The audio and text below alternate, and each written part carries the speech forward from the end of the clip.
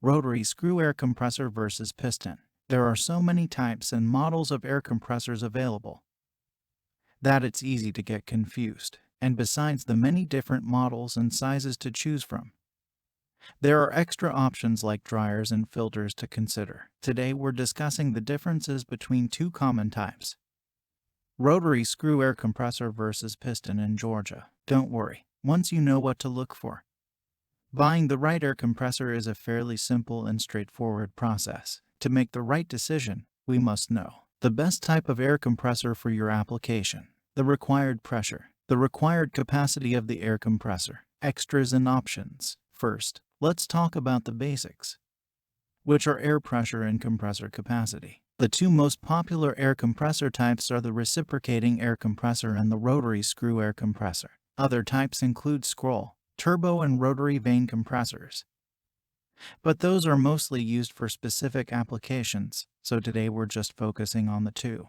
Rotary screw air compressor versus piston in Georgia. The reciprocating compressor.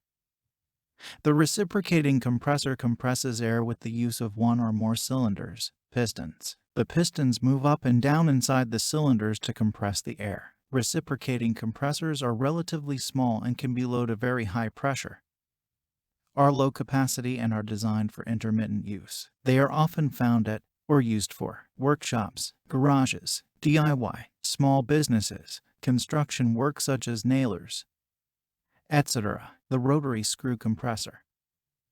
The rotary screw compressor compresses air by two screws that turn in opposite directions inside the housing. Air gets trapped between the rotors and is compressed. They are low pressure, high capacity, and are designed for continuous use. Rotary screw compressor are large, industrial machines. They start at about 10 HP and go up to more than 1000 HP. Rotary screw air compressor versus piston in Georgia.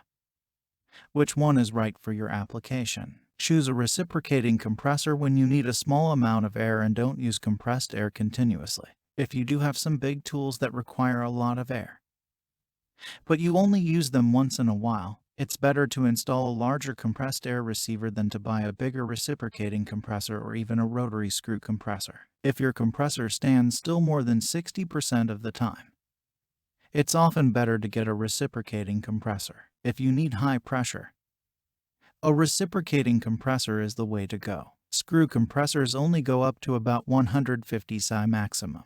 If you have a larger workshop where compressed air is used continuously, or if you have a factory with one or more machines that use compressed air, choose a rotary screw compressor. Keep in mind that this type of compressor doesn't like standing still.